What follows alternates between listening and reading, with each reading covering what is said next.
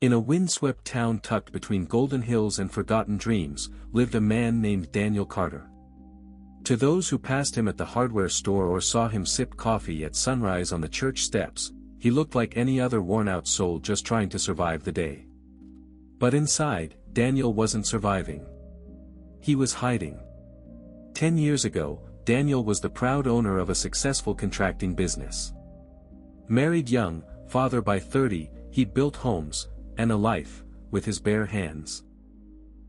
He could fix almost anything, except the one thing that shattered him, himself.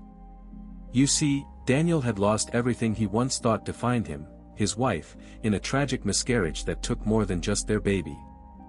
His sense of purpose, swallowed in a spiral of guilt and isolation.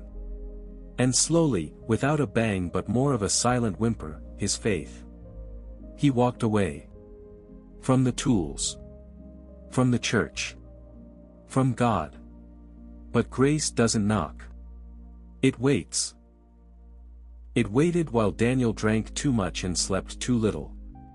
It waited through empty holidays, unopened letters from his estranged daughter, and long nights spent staring at the ceiling, wondering if he'd ever be more than a ghost in his own life. It waited, until the day an old woman named Mrs. Clary stood on his doorstep holding a half-burnt Bible and a broken birdhouse. "God told me you know how to fix things," she said softly, her weathered eyes scanning his soul. "And I think he means more than just this." Daniel tried to laugh her off. But something cracked.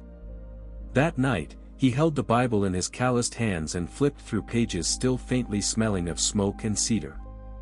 Inside, scribbled in his late wife's handwriting, was a note he hadn't known existed: "If you ever forget who you are, start by rebuilding what you love.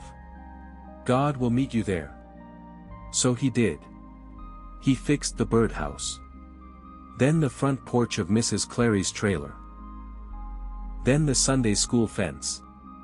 Then, quietly, gently, he fixed his heart. In time, people noticed. The quiet man began to smile again. He started showing up to Wednesday night prayer group with sawdust still on his jeans. He helped repair the church roof, then the youth center. But his real restoration wasn't in the wood or the nails. It was in a Sunday morning when he stood, trembling, before the congregation and asked for forgiveness, not from them, but from God. It was in a phone call to his daughter that ended in tears, not silence. And it was in the moment he said, out loud, "Lord, I still believe." Now Daniel builds more than homes. He rebuilds hope.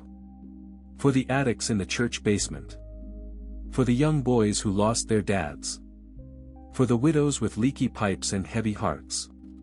And every time someone asks how he came back from so far gone, Daniel simply says, "I never rebuilt my life. I just let God rebuild me." You sure do not want to miss another one of my videos. Please stay with us for more stories like this, stories of quiet transformation, real faith, and second chances. Because maybe, just maybe, someone watching right now needs to hear this too. Love, London.